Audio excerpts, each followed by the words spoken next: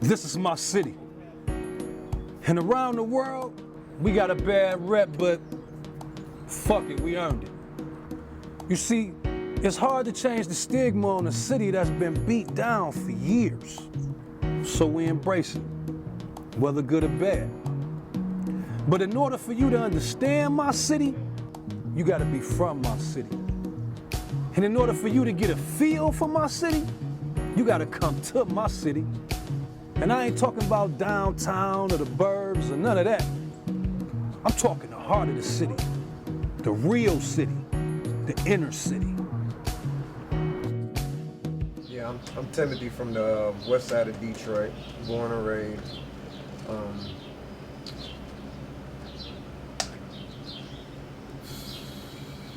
Well, I'm a product of my environment, and most people, they speak about the violence that's going on in the city, and they say that it's a lot of killings that's going on right now as far as kids getting killed. We got rape and abuse and killings going on the east side and the west side. That's right. We don't respect ourselves. That's right. We don't love ourselves. Oh, man. We don't cherish ourselves. Oh, man. We don't cherish our communities. That's right. We don't cherish our women. That's right. We not looking out for our kids. Watch out. It's time for all that shit to change. We walk around here like we don't give a fuck about nothing. Watch out. About nothing. That's right. Once again, another coward preying on children, and that needs to stop. We will find you. We will get you. That's the message Police Chief James Craig has for one of the suspects connected to the kidnapping and murder of 13-year-old Deontay Mitchell. Authorities are still looking for 51-year-old Roy Portis. This afternoon, police arrested 30-year-old Ernest Coleman. Officials have not explained what their roles were in this case. Portis is 51 years old. He's 6'1" and 180 pounds. He was the man police say kidnapped 13-year-old Deontay Mitchell Tuesday night outside of Nino's Market on East Warren. Sources tell us the abduction was over $75. Police say the boy, who was riding bikes with his cousin, may have picked up the money dropped by Walker. Sources say the suspect put the 13-year-old in his car at gunpoint and drove looking to find the boy's cousin. It's definitely a beautiful ass day in my hood. Kids playing, birds out chirping. And we don't hear no gunshots or hear the ambulance for one. But like I said, it's a beautiful day. Kids out playing. Past couple of weeks, we've been having incidents here where kids have been getting shot in drive-bys. Over what? Just petty shit, you know? And it's crazy how babies losing their life. They can't even play outside and enjoy life like how I was on this block when I was a shorty, you know? Well, evidence markers littered about a 40-yard stretch of pavement on this residential street near 6 Mile and Telegraph, along with what appears to be at least a few shell casings, as officers interviewed witnesses and collected evidence, all to help bring them closer to the person they believe is responsible for killing a 3-year-old little girl and injuring 2 adults. What up, though? I'm Cell Block. This boy Stack. You know, this my cousin. We grew up on this block forever. Electric. You know what I'm saying? What we not called EMB. We used to play football in this little field. It's young cats, cops and robbers, all that shit. You know what I'm saying? Everything was cool. You know, it still was a little violence and shit. But you know what I'm saying? Not sure as much violence is now, but it wasn't that much violence. That's how we was growing up. Because there was a lot of stuff for us to do. You know what I'm saying? We had the center open. You know what I'm saying? We stayed in activities and stuff like that. The centers kept us doing, you know, a lot of stuff going center, playing basketballs, you know, tournaments, you know what I'm saying, other centers and Crossing, stuff. you know what I'm saying? I was the coldest. You know what I'm saying? I was the coldest. Ever since then. Pick them and mess them up this field. Grew up. Come on now. Couldn't touch me. And I went to Ridge, number 33, and I started. You know? But for the most part though, nah, it ain't, you know what I'm saying? This really like, it's just not getting real quiet around here though. This is like a real, this is real Tetris though for like a whole summer straight though. You know what I'm saying? times when you can't even stand out here without really, you know what I'm saying, toast it up, chop it up, everything. A real story, you know what I'm saying?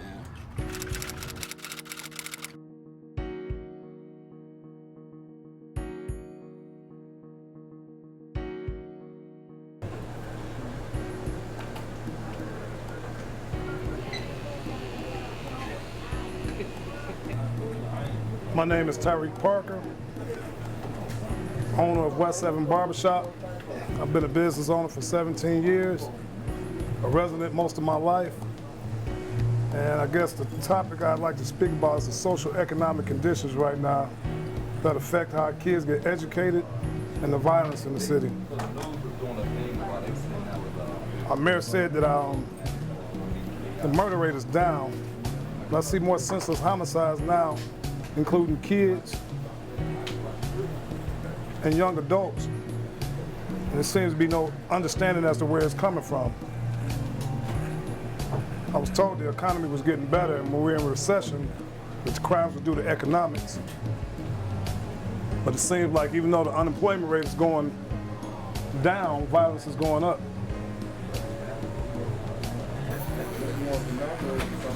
I have 4 kids. All 4 of them had to be taken out of the Detroit public school system because of inadequate education.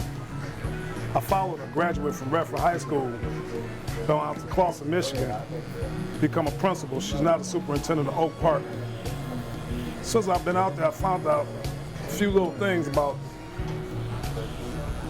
specific education that I didn't know while I had myself, any of my sisters and brothers in school, and understanding how the schools network with universities outside of sports, with their communities as far as boostering for their squads, as far as sports and leagues and clubs. And I think the perception all the time, at least from my perspective as a barber, most parents are left in the understanding that they should have the state or the city or the county fund the schools projects for the kids. And there I see it being done totally different. You have state funding, each child is allocated $11,000 per child, but it's outside funding that gets some of the smaller things and the bigger things done, like auditoriums built on a consistent basis. So I guess my point is, after driving from Livernois and Joy Road all the way to 15 Mile in Livernois since 2002, to take my kids to go to school, just so they can have a basic minimum, I don't know how the city is going to get themselves in a better position to understand exactly how to send their kids up unless they have an athletic or academic talent. The average kid kind of gets lost in the fray. Those are the kids that we see come in with bad perceptions. It's a program called Job Corps that I think is a wonderful program. A lot of people graduate from it, go off, get trades, and do well in life, but the average kid that has problems in school, they had dreams of going to a university that they're not qualified for. I talked to their parents and told them about Job Corps, and the parent and the child turned their nose up like Job Corps sub their ability. Yet, it's the best place for them, in my opinion, because they don't have any bills. No lights, no gas, trade, and an income. But it's hard trying to transfer an understanding when there's other distractions. I don't really have a real problem as far as how the kids perceive themselves. It's how the parents project life to them and then they misunderstand it. Being caught up in the clothes and caught up in the fads is like a derailment for what the big picture is, at least 5 to 10 years down the line. You see different people live different ways and have an easier time making it. It's almost like a home-based understanding. And I just kind of wish we get on the page with a better understanding so we can get educated, so we can get trade, so we can get an easier time. Most of the people that I work with, we've been working together 10 years or better. We fed our families and sent our kids to school right off of cutting hair, and this is not a trade where you get paid a lot of money, but it's consistent enough and safe enough in order to keep you going forward. School conditions like this at Spain Elementary prompted Detroit public school teachers to call a sick-out several days this week.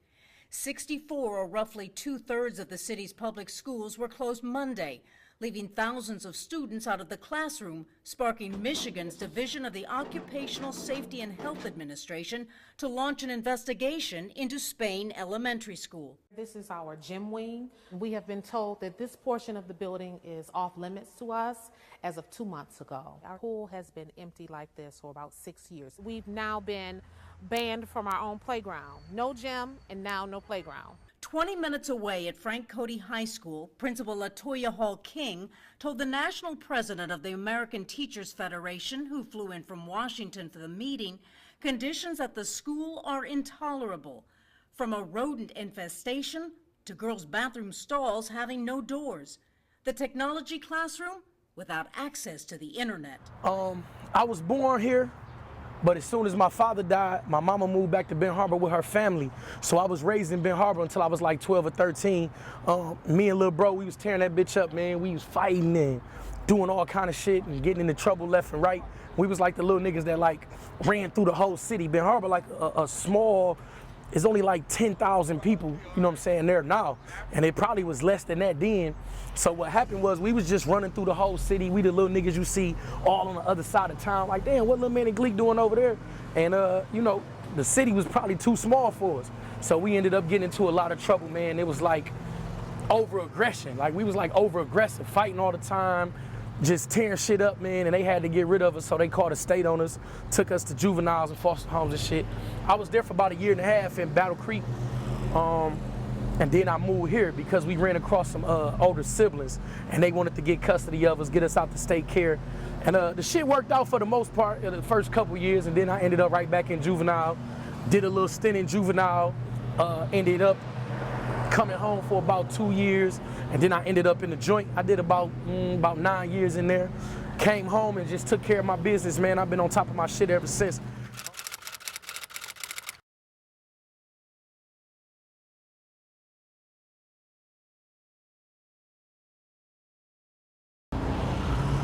Jerry Boykin, born on the west side of Detroit, went to Bagley Elementary School, went to Hampton Middle School, went to Mumford High School. Detroit is my home, born and raised. I'm a mentor at Detroit Community School. Started a food ministry about 5 years ago. We feed homeless every Wednesday, rain, sleet, or snow. I think we got some water. Excuse me, can I have a sandwich, please? I need a sandwich, turkey sandwich. And some water. We just down here being a blessing to folks, man. You know, every Wednesday I look forward to it more so than they do. And you know, every week, you know, it's new people that see what we're doing on social media. And they say, hey man, I want to come down and feed the homeless too. So we get different people. A lot of these people I wouldn't even have known if it wasn't for Instagram and Facebook. You know, so it's definitely a blessing, man, just to be doing something positive and having people wanting to be a part of what you're doing, you know.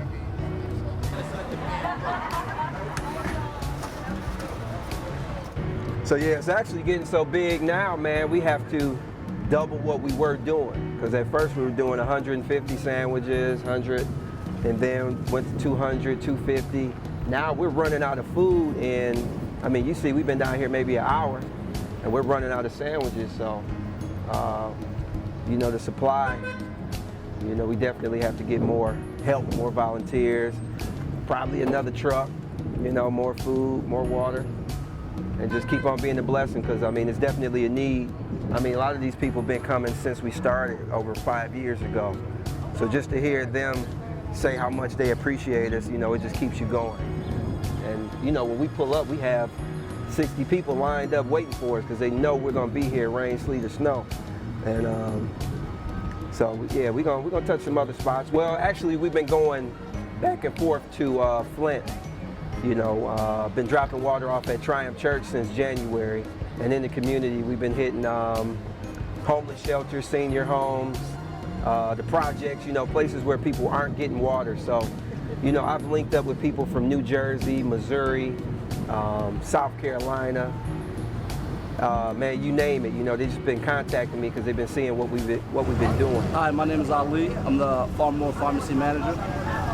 Just want to say it's a good thing to see that, people giving back to the community. Also, Detroit Central City, they got this program through the health center where if you don't have insurance, they help you apply for insurance. In the meantime, whatever medication you have, whether it's blood pressure medication, anything like that, they give you vouchers where you come to us and we give it to you.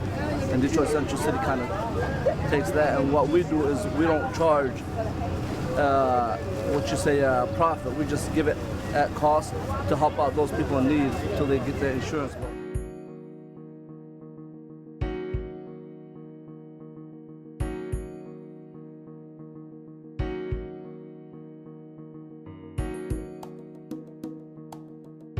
Going on, everybody? My name is Doc Dreadlock. Dreadlock to you, Doc to the family. You know what I'm saying? I've been out here probably 32 straight years. That's how old I am. I probably moved out of here for 2 years to the west side of Detroit. And we moved right back home again. Stayed out here all my life. Here's an awesome place. You know what I'm saying? This is the camera. Yeah, this is a nice little neighborhood to me, you know what I'm saying? And they don't like that. I've been out here all my life, like I said, nobody out here ever shot me. I ain't got no felonies, none of that shit, you know what I'm saying? I done ran around my friends from day one, since day one. I ain't, nothing to brag about, because they get slipped up and, mistakes happen out here.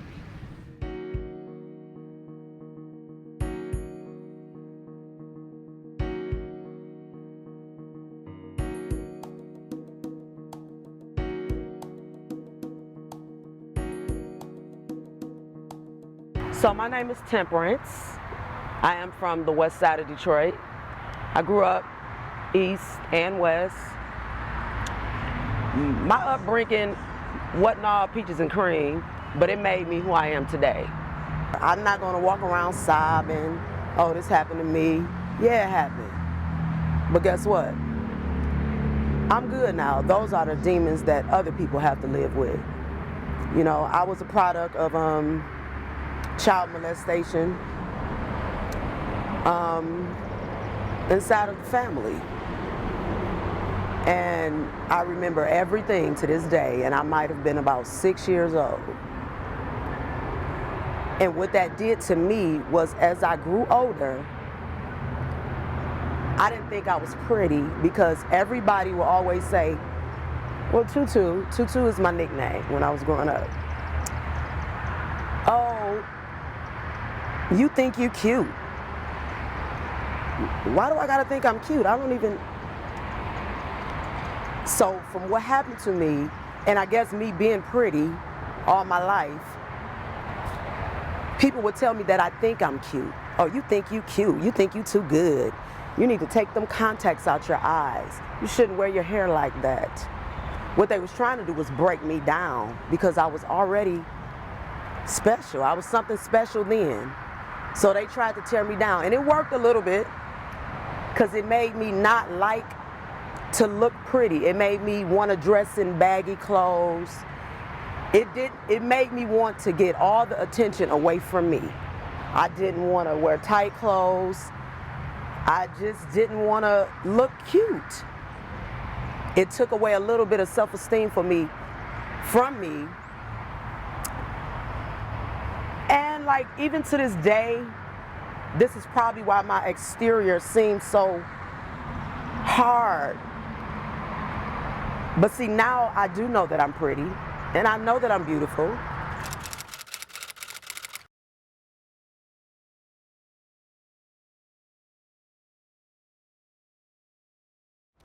My name's Khalif Young, and I would say I'm a television producer and content creator on multiple platforms. Been doing creating content for overseas markets for about 14 years now. Mobile clips, video clips, ringtones, wallpapers with distribution in emerging markets like Indonesia, Southeast Asia, India, Africa, and places like that. Here in the city of Detroit, I've primarily been really part of the movement, creating and helping promote creative types and artist types here in the city of Detroit. It really has been an explosion of creativity over the last probably 7 or 8 years here in the city. I would say probably since '09, when things really jumped off in the city, the transformation. I was lucky to be part of the previous administration, part of the communications team, and so I got to see the transformation up close and got to see change makers, meet a lot of change makers, a lot of artists, creative types in the city. And really, this transformation that we see Detroit in now, I think the jump off was really when Eminem did that Chrysler commercial promoting the city made in Detroit. And that right there was the jump off when people start to really see, oh man, you know, Detroit can do this. We have artists and we have creatives and we have change makers. And so that one spot was the jump off. And so fast forward to now, where I guess you can really say a lot of gentrification is taking place. You know, the complexity of the city of Detroit has definitely changed, you know what I'm saying? And so you have a lot of people from the suburbs and are discovering Detroit. And it's like, whenever I see that, I was like, oh man, we've been here. You know, you didn't really discover it. You're just now taking part in the transformation and the comeback of the city. And there's a lot, you know, that still goes on. I like to look at the city really going toward a position of the haves and have-nots, and you can't just really develop one area or protect with police one segment of the community. You have to do that across the board, because then what you're going to have is still a division. You know what I'm saying? And you can have 1967 Detroit all over again. So you really got to spread the wealth and the development into the neighborhoods and such like that. But it's really a great place. You know, my muse is really architecture, and Detroit offers a lot of architecture to take pictures of. Again, helping promote creative types by way of web series like I did called Creative Juice, where we went inside the mind of creative types and see what makes them tick and everything. So there's a lot going on, but I think it all really, the seed was dropped when Eminem did that Chrysler commercial made in Detroit, and really that was a hot spot, and they played it at the State of the City for Mayor Bing, and it just really set the whole tone. So. Come on, Daz, what about you, man? Man, you've been so cool and calm about everything, man. You ain't excited about prom? I am excited. Are you excited? Okay. How y'all days been? Ready to get over? You said what the dates look like? We're going by ourselves. Yeah. That's the way to go. That's the way to go. That's the best way to go? Yep. Okay. We're doing proms for kids at schools. We have 26 kids we're sending to prom. We're getting them tuxedos, getting their haircuts, you know, the girls, their nails done, prom dresses. I'm driving a Cadillac Escalade. I'm gonna put on my tuxedo and my hat, and I'm gonna drive them to prom. You know, we're getting people to just show love to a lot of the kids, because some kids don't have mothers anymore. Some kids don't have fathers. You know, some of the kids' parents are locked up in prison. So we're just loving on them and showing them how much we care and sending them off to prom. You know, the way we wanted to go to prom when we went to prom. So.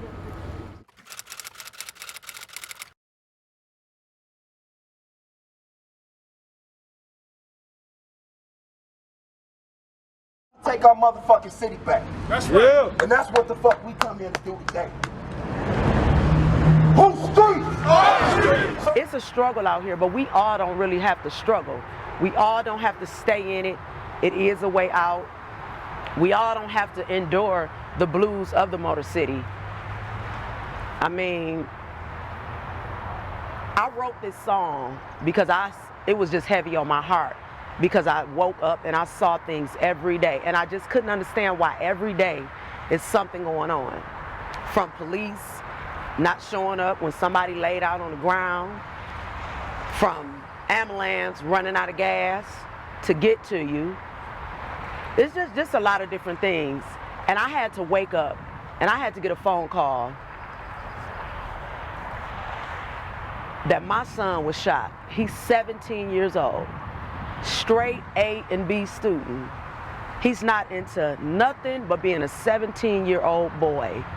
He want to be with his friends, he want to go to the carnival, he want to go to the school party. I'm so grateful that my son made it through. God spared my child for a reason. So my son was a victim of the Motor City Blues, unfortunately. It hurts me when anybody's son or daughter is a victim of the Motor City Blues. But I'm grateful. And so, with that being said, what's going on right now, we just gotta pray about it, and hopefully we can speak to this generation, and and just hopefully we can make it a turnaround. Because like I said, it's some blues, but it's still some good things. The most talented, beautiful people in the world. It's your girl Temperance.